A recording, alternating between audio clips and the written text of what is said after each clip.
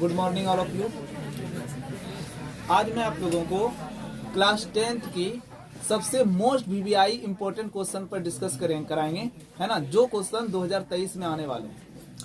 आपके मैथ में 95 plus score आएगा। जितने प्रश्न को हम बता रहे हैं उन प्रश्नों पर अगर आप कमांड कर लेते हैं, उन ऑब्जेक्टिव क्वेश्चन को आप बढ़िया से कॉपी पर लिख करके, है ना, उस पर प्रैक्टिस कीजिए, उस पर मेहनत कीजिए। जितने क्वेश्चन को मैं बता रहा हूँ उस पर कमांड कीजिए, है ना, आपका स्कोर बढ़िया होगा। आप ध्यान दीजिए। आज हम मैट्रिक बिहार बोर्ड में आने वाले महत्वपूर्ण एमसीक्यू क्वेश्चन पर डिस्कस करेंगे, जिसमें से पहला क्वेश्चन आपका ये है, यदि x बराबर 1 दोनों समीकरणों x square plus x plus a बराबर 0 और b x square plus B x plus 3 बराबर 0 के मूल हो, तब ए बी का मान क्या होगा। ऑप्शन नंबर ए है 4, बी है 3, सी है -3, डी है -4। चलिए, यहाँ पर कह रहा है कि x बराबर 1 दोनों समीकरणों, एक इक्वेशन ये है, सेकंड इक्वेशन ये है, दोनों इक्वेशन के मूल है, मतलब हल है। तब a इंटू बी का वैल्यू पूछ रहा है। ठीक है, तो आपको जो दिया हुआ है x बराबर 1, इसका मान हम पहले समीकरण में रखेंगे, है ना। x बराबर 1 रखने पर तो देखिए x बराबर 1 रखेंगे तो क्या होगा, 1 पर स्क्वायर प्लस 1 प्लस a बराबर 0। तो एक कितना हो गया, 1 पर स्क्वायर एक कितना हो गया, 2 प्लस a बराबर 0। तो a का वैल्यू कितना निकल गया बच्चों, -2। अब x बराबर 1 रखेंगे इस समीकरण पर, है ना। x बराबर 1 रखने पर तो क्या हो जाएगा, B x square plus B x plus 3 बराबर 0, है ना। तो b इंटू 1 पर स्क्वायर, b इंटू 1 प्लस 3 बराबर कितना हो गया, 0। तो अब कितना हो जाएगा बताओ, ये b हो जाएगा 1 पर स्क्वायर, b हो जाएगा ना, प्लस b प्लस 3 बराबर 0। तो कितना हो गया, 2b बराबर, है ना, -3 प्लस 3 उधर गया -3। b का वैल्यू कितना निकल गया, -3/2। अब आपसे प्रश्न में पूछ रहा है, क्या पूछ रहा है, a गुना b। तो a कितना है, -2 गुना b कितना है, -3/2। 2 कैंसिल, माइनस माइनस प्लस 3 दूनी 6 निकल गया ना। अच्छा, 3 2 तो कट गया ना, माइनस माइनस प्लस 3 निकल गया। देखो कौन सा ऑप्शन राइट है, ऑप्शन नंबर बी राइट है। ओके, चलिए ठीक, चलिए नेक्स्ट क्वेश्चन की ओर चलते हैं। और कोई प्रश्न है जो आप लोगों को पूछना है, और कोई प्रश्न है जो आपसे नहीं बन रहा है।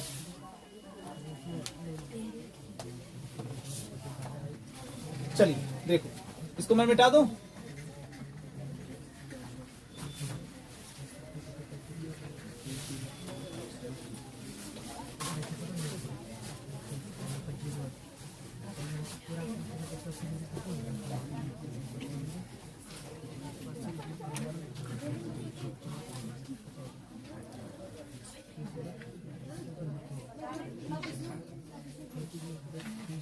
प्रश्न है, यदि दो अभाज्य संख्या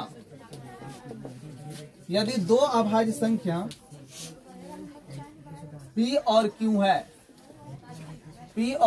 है, तब उनका मोसो, बताइए उनका मोसो क्या होगा।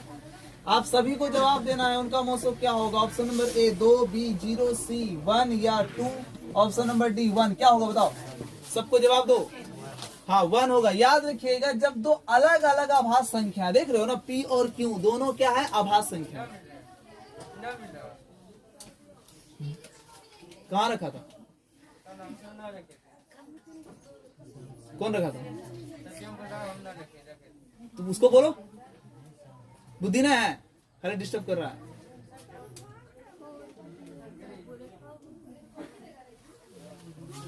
कह रहा है यदि दो अभाज्य संख्या P और Q है तब उनका मोसो क्या होगा। तो जब दो अलग अलग अभाज्य संख्या हो, एक अभाज्य संख्या P हो और दूसरा अभाज्य संख्या Q हो, तब उनका मोसो हमेशा एक हो। जैसे कि देखिए, एक 3 हो गया आभाज्य संख्या है और 5 हो गया, तो 3 और 5 का मोसो क्या निकलेगा बताओ तो?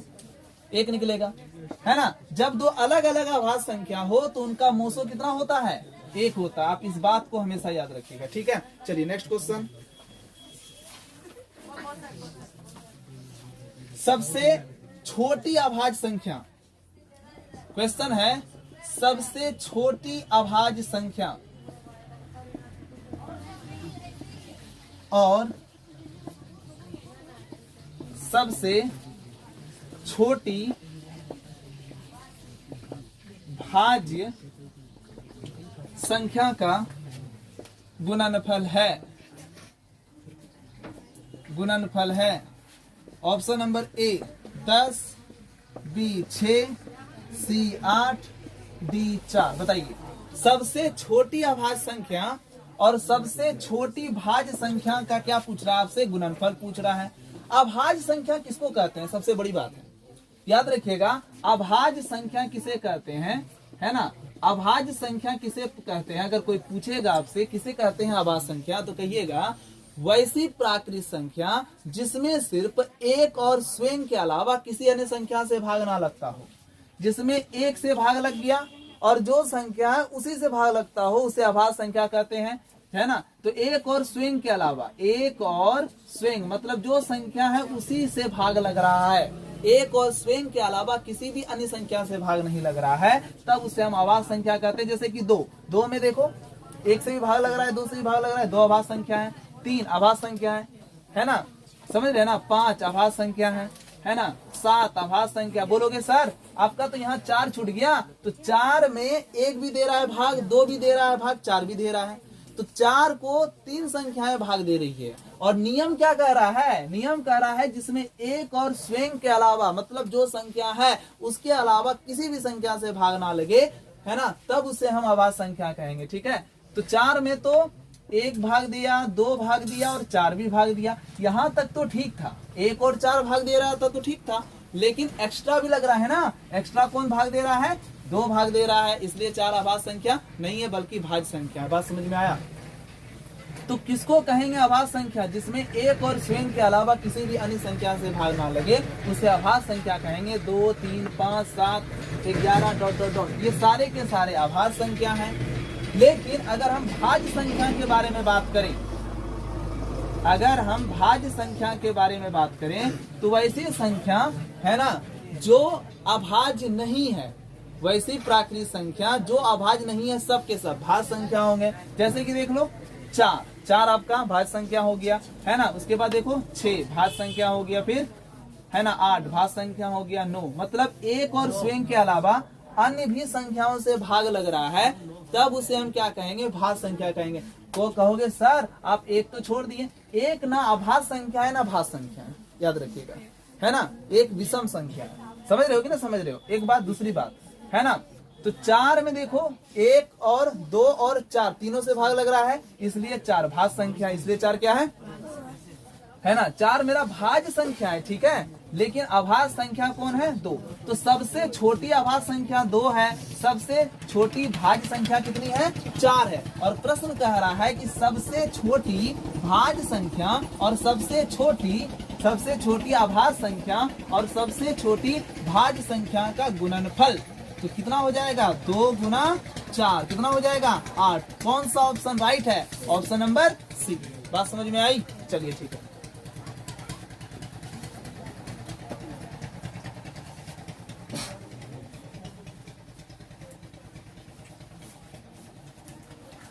चलो अगला क्वेश्चन है, निम्न में कौन सी अभाज्य संख्या? इतने इजी क्वेश्चंस आते हैं और आप लोग कैसे, आप लोगों से नहीं बनता, मुझे समझ में नहीं आता है, बताइए। आपके एग्जाम में इतना खराब रिजल्ट आया, कितना इजी सब क्वेश्चन है। निम्न में कौन सी अभाज्य संख्या है? बताइए। Option number A 29, option number B 25, option number C 16, option number D 15। बताइए कौन सी अभाज्य संख्या है? बताइए कौन सी अभाज्य संख्या है? कौन सी अभाज्य संख्या है जिसमें एक और स्वयं के अलावा किसी से भाग ना लगे? 29 ना। 25 में देखो 1 दे रहा है, 5 दे रहा है ना, खुद 25 भी भाग दे रहा है कि नहीं दे रहा है। 16 देखो, एक दे रहा है, 2 दे रहा है, 4 दे रहा है, 8 दे रहा है, 16 दे रहा है, 15 में 1, 3, 5, 15 इतने सारे संख्या भाग दे रहे हैं ना। तो आपका राइट आंसर क्या है? 29। चलिए ठीक, अगला क्वेश्चन है के किस मान के लिए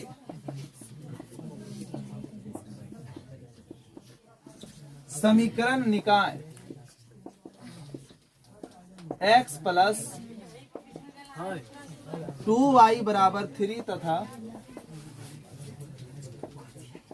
5x प्लस ky बराबर 15 का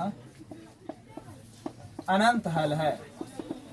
बताइए, सबको बताना है। Option number A 5, option number B 10, option number C 6, option number D 2। बताइए कौन सा ऑप्शन राइट है?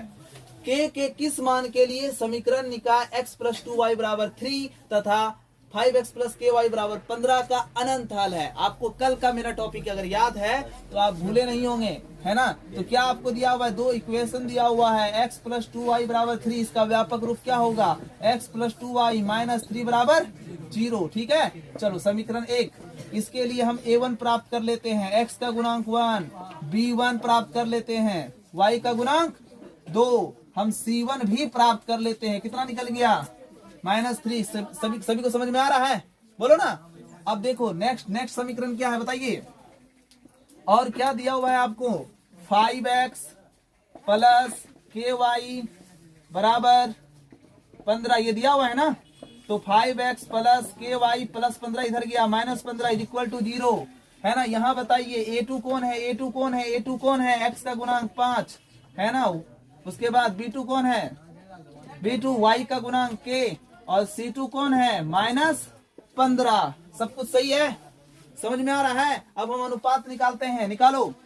a1 बटे a2 का मान निकालो, b1 बटे b2 का मान निकालो, c1 बटे c2 का मान निकालो, जल्दी जल्दी निकालो। a1 मेरा 1 है, a2 मेरा 5 है, तो 1 बटे 5। b1 मेरा कितना है? 2, और b2 मेरा कितना है? k, 2 बटे k। c1 मेरा कितना है? -3। c2 मेरा कितना है? -15। कितना निकल गया? 3 × 5 = 15, 1 बटे 5 ना। अब यहाँ पर पूछ रहा है अनंत हल। तो बताइए अनंत हल के लिए क्या शर्तें हैं? अनंत हल कब होता है? बताओ, जवाब दो। अनंत हल कब होता है? जब a1 बटे a2 का मान b1 बटे b2 से और बताओ c1 बटे c2 से बराबर होगा या नहीं होगा? बराबर होगा या नहीं होगा? याद करो, बताओ। बराबर होगा, सब बराबर तब अनंत हल। पक्का पता है? चलो वेरी गुड। चलिए तो अब सबका मान बता दीजिए। मान कितना है? a1 बटे a2 का मान बताओ, 1 बटे 5। b1 बटे b2 का मान बताओ, 2 बटे k। c1 बटे c2 का मान बताओ, 1 बटे 5। राइट है। अब चल लो, अब ई दोनों को एक साथ लेके चल लो। तो 1 बटे 5 बराबर 2 बटे k, क्रॉस मल्टीप्लीकेशन। कितना निकल गया? कौन सा ऑप्शन राइट है? Option number B. सबको समझ में आ रहा है? आ रहा है समझ में? चलिए नेक्स्ट क्वेश्चन।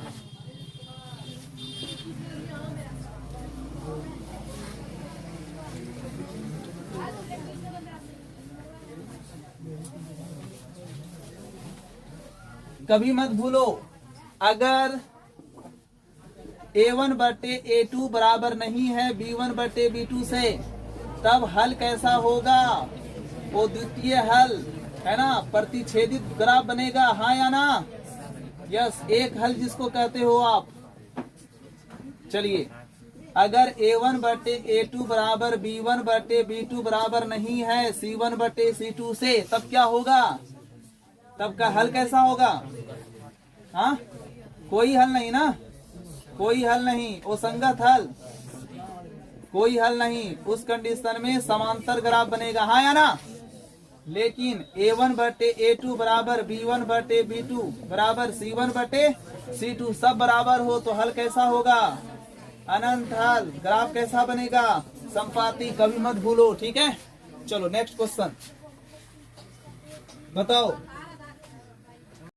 चलो देखो, क्वेश्चन कह रहा है कि के किस मान के लिए kx² + 4x + 1 = 0 के मूल वास्तविक तथा वो समान है। ठीक है, एकदम सिंपल सी बात है। आप लोग द्विघात समीकरण पढ़े होंगे।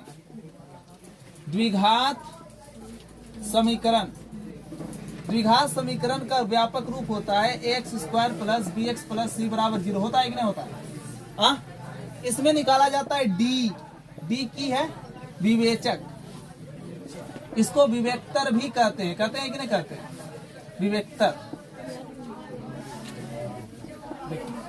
डी मतलब विवेचक या विवेक्तर। डी का जो मान होता है वो होता है b² - 4ac। समझे कि नहीं समझे? यदि डी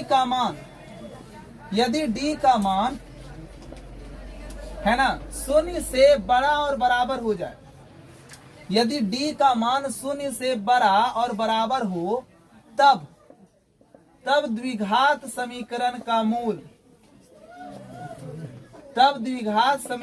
मूल अस्तित्व में हो। तब द्विघात समीकरण का मूल जो है वो अस्तित्व में होता है। तब द्विघात समीकरण का मूल किसमें होता है? अस्तित्व में होता है। तो डी का मान हमेशा 0 से बड़ा और बराबर होना चाहिए।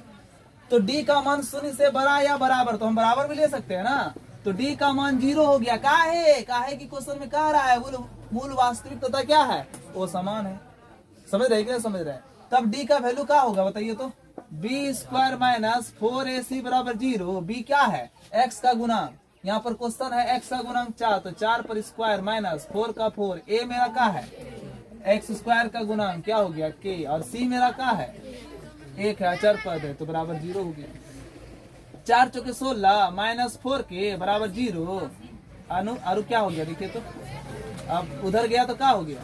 16 = 4k, 4 चौके 16, तो k का वैल्यू 4 ही निकला। तो बताओ k का मान क्या हो गया? 4 हो गया। अब यहाँ पर कह रहा है द्विघात समीकरण का मूल अगर अस्तित्व में है तो हमेशा क्या होगा? कुछ इंपॉर्टेंट बातें हैं। यदि d का मान 0 से बड़ा हो जाए तब कहा जाता है दो अलग अलग वास्तविक मूल होते हैं, है ना। अगर d का मान 0 से बड़ा हो तब कहा जाता है दो अलग अलग वास्तविक मूल होते हैं।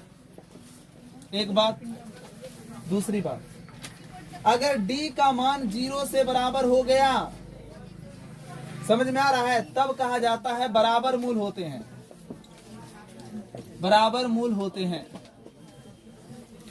अगर d का मान 0 से छोटा हो गया तब हम कहते हैं कोई वास्तविक मूल नहीं है। कोई वास्तविक मूल नहीं है। आप इस पॉइंट को याद कीजिए। दो अलग अलग वास्तविक मूल कब होगा? जब d का मान 0 से बड़ा हो। तो वास्तविक होना चाहिए और असमान होना चाहिए। असमान मतलब अलग अलग और वास्तविक। तो ऑप्शन नंबर 1 है ना, d का मान 0 से बड़ा होगा ना, समझ रहे हो ना। तो कौन सा ऑप्शन राइट है? सिर्फ d का मान मतलब x का मान 4 से बड़ा होना चाहिए। मतलब k का मान हमेशा 4 से क्या होना चाहिए? बड़ा होना चाहिए। यहाँ पर ऑप्शन यहाँ पर k होगा। एक मिनट, k होगा। तुम क्वेश्चन देखो तो ऑप्शन क्या है? k है ना। हम सब जगह x लिख दिए। दो किताब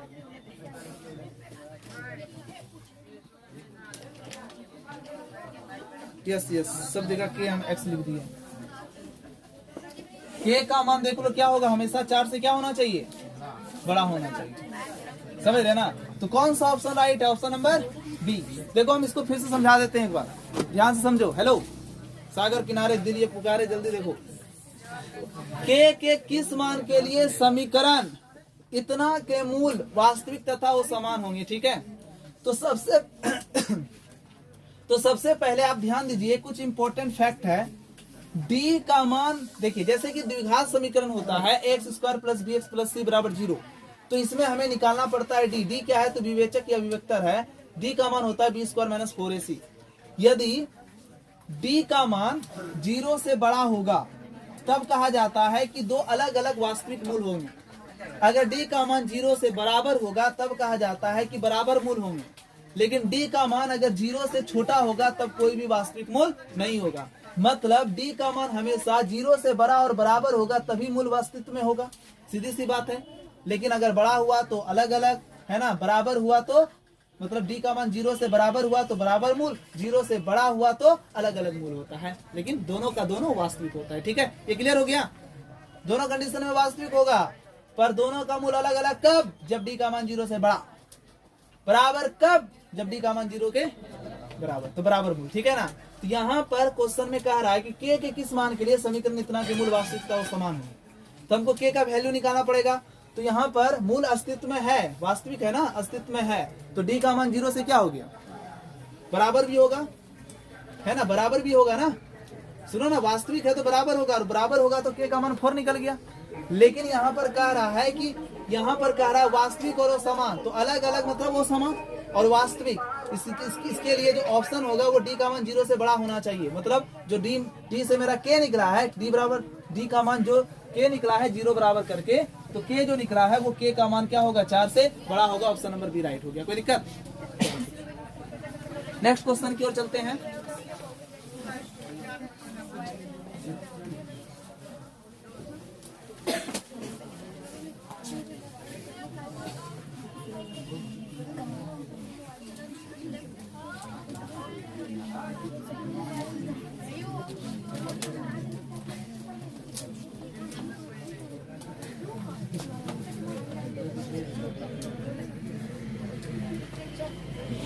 क्वेश्चन पूछा जा रहा है, किसी समांतर श्रेणी का किसी एपी का छठा पद और 12वां पद और 12वां पद 13 और 25 है, तो पहला पद निकालिए। ऑप्शन नंबर ए है 4, बी है 3, सी है 2 और डी है 5। बताओ कौन सा ऑप्शन राइट होगा? किसी एपी का छठा पद और 12वां पद 13 और 25 है, तो एपी का छठा पद दिया हुआ है ना, क्या दिया है बच्चा? छठा पद मतलब A6 कितना दिया हुआ है? कितना दिया बोलो ना? 13। तो A6 मतलब A प्लस 5D कितना दे गया? 13 दे गया। और बताओ 25 कौन सा पद है? 12वां पद ना, बोलो ना। A12 कितना दिया हुआ है? बोलो 25। तो 12वां पद मतलब A प्लस 11D बराबर कितना हो गया? 25। समीकरण दोनों को सॉल्व कर दें। चलो दोनों को सॉल्व कर दो, विलोपन विधि से सॉल्व कर दो। समीकरण 1 एवं 2 से क्या हो जाएगा? A प्लस 5D बराबर 13, A प्लस 11D बराबर 25। चिन्ह बदल गया है ना, A कैंसिल, 11 में 5 गया, माइनस 6D। और बताइए कितना हो गया? बोलो 12 ना, चिन्ह बढ़ा का माइनस माइनस कैंसिल, D का मान 12/6 कितना हो गया? 2। D का मान 2 निकल गया। अब D का मान इसमें रख देंगे, A निकल जाएगा ना। चलो रख दो। तो D का मान 1 में रखने पर,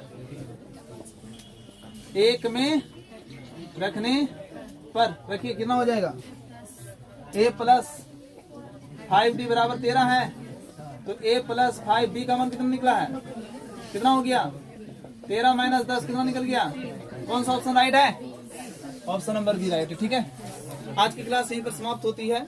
ठीक है, अगर अच्छा लगा हो तो चैनल को सब्सक्राइब करें, लाइक करें और प्लीज दोस्तों को शेयर करें। ठीक है, धन्यवाद।